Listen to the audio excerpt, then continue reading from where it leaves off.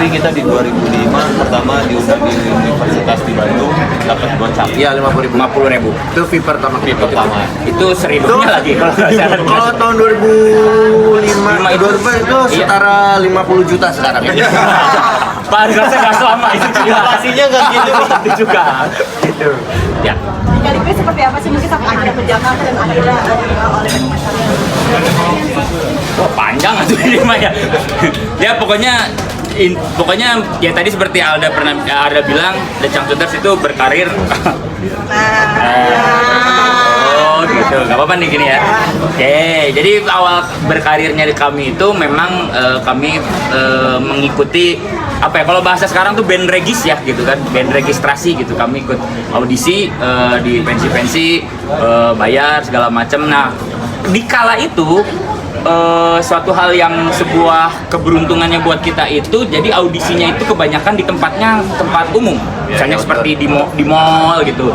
Nah sehingga banyak yang datang, banyak yang lihat, sehingga banyak pembuat acara yang mungkin ikut nonton gitu. Nah jadi nggak lama dari kita sering ikut audisi, kita udah sering ditarik sebagai band undangan gitu. Ya udah bertahap tuh jadi band undangan sampai akhirnya kita kan kita kan udah dari awal bikin lagu sendiri segala macam, kita masukin ke radio, terus kemudian di Bandung tersebar dengan alhamdulillah sangat baik, banyak yang suka, banyak yang request segala macam. Akhirnya di Changcuters jadi bintang tamu. Iya, akhirnya lagu itu pun karena rame di Bandung, di Jakarta pun ikut rame, akhirnya kita ikut Jakarta. Ya pokoknya step by step aja gitu seperti itu. Akhirnya tadinya kita bikin awalnya album pertama kita itu bikin label sendiri gitu kan. Masih indie, itu pun dilihat sama salah satu label besar di Jakarta, sama Sony. Akhirnya mereka ngajak kita juga untuk gabung, untuk bekerja sama, mau gabung ya udah, akhirnya itu. Dan selanjutnya seperti Sony itu ditawarin main film, iya, dan ya udah sampai sekarang.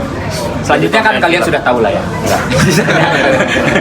Nanti ya dari modal 50.000 kemudian sekarang nyampe nasi 5 juta modal. 5 sekarang seorang. Amin. Terima kasih doanya. Kalau masalah honor, ya alhamdulillah cukup sih. Negotiable lah. Iya, negotiable. Tapi kalau untuk masalah honor sih udah jauh lah dari yang awal, alhamdulillah. Dan udah sangat lebih dari cukup. Terbukti dari kami sampai saat ini benar-benar hidup dari ngeband. Itu aja. Perbedaan sekarang kan sudah masuk 20 tahun nih Kak. Mungkin dari segi stamina tapi tetap kalian walaupun usia itu tidak mempengaruhi atau bagaimana masih tetap lonjak-lonjak gitu. Ya diusahakan. Jadi mungkin gimana ya? Kita usahakan badan kita itu siap untuk loncat-loncat. Benar. Gitu. Suka loncat-loncat, bagaimana caranya kita untuk tetap bisa bertahan? Ya. Jadi loncat-loncatnya sekarang lebih terukur lah ya. Nah, Ya gitu. Jadi sebenarnya nggak ada urusan misalnya The Changcuters, ya itu balik lagi aja misalnya di panggung. Sampai sejauh ini sih yang kami lihat, kami rasakan, kita tidak pernah mengurangi sesuatu apa yang di panggung, tapi apa yang kebutuhan kita lakukan di atas panggung kita tambahin di belakangnya gitu. Olahraganya, makannya, istirahatnya, ridersnya gitu. Jadi semua itu ya kita lebih gampang itu memprovide ke pembuat acara, karena mereka sudah terbukti kan The Changcuters itu memang seperti itu, dan memang itu menjadi poin besarnya buat The Changcuters juga. Jadi ya persyaratannya seperti ini, ya harus mau nggak mau disebutin. Bang, 20 tahun titik terendah dan titik tertinggi yang sudah dicapai dari Changcuters apa? Apa ya? Titik terendah yang pernah dialami apa sih? Titik terendah mungkin ya kita nggak manggung. Pandemi. Ya itu Kita 2 tahun nggak ada event, ada sih 1-2, cuman nggak seperti biasa. Mungkin kalau titik tertingginya ya ini pencapaian ingin di 20 tahun untuk konser tunggal ini. Iya.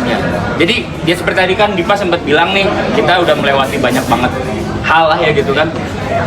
Dan alhamdulillahnya semua hal bisa kita lewatin dengan solusi-solusi gitu. Jadi di saat itu kita mikir, wah pandemi berat, tapi setelah terlewatinya setelah itu kita dapat suatu hal yang malah lebih besar lagi gitu, sebuah pengalaman yang belum pernah kita dapat sebelumnya gitu kan. kayak ada aja lah hidup. Nah, ya itu benar adalah ujian. Jadi buat saya pribadi nih ya, kalau saya pribadi di Changcuters tuh, ceritanya di Changcuters ini ada aja nggak kepikiran gitu, beyond gitu. Tiba-tiba begini, tapi nanti begini tuh ujungnya harus untuk penghasilnya untuk begini. Karena ada segala sesuatunya itu kita rasakan ternyata hikmahnya tuh ini ya gitu. Jadi mungkin kamu dari pada saat tadi Alda bilang pas pandemi titik terendah, kita di pas pandemi itu kita belajar untuk bikin sesuatu yang di Iya, luar manggung benar, segala benar, macam. benar. Ternyata ternyata hikmahnya ini ya kita rasakan setelah pandemi.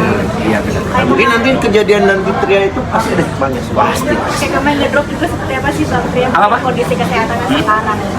Alhamdulillah kalau sekarang sih udah kembali normal gitu semuanya udah, tapi memang saya tetap harus check up rutin kayak gitu-gitu.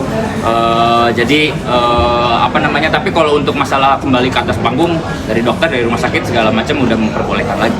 Jadi kan Bang Kardi kan yang sorot paling dilihat gitu kan sebagai vokalis. Itu mempengaruhi dengan sorotnya gitu kan. Maksudnya gimana? Gerak-geraknya dari segi kesehatan dikurangi juga Bang, mengurangi gitu. Saya lihat kita yang mau ingu sih. Aman masih tetap aja. Ya itu kan balik lagi, makanya ketika kita manggungnya harus seperti energik seperti itu, ya kita harus latihannya harus lebih 2 kali ekstra gitu. Iya, benar. Jadi Ya. olahraga kan, jadi Benar. untuk tetap seperti energik itu, dan kita juga pengen kan, maksudnya Cangkutus emang dikenal dengan band yang energik, ya setiap manggung kita juga akan tetap seperti itu. Jadi emang kita kayak seorang atlet sebelum tanding ya harus latihan yang lebih giat gitu loh. Iya, benar-benar. Itu aja sih. Berarti dalam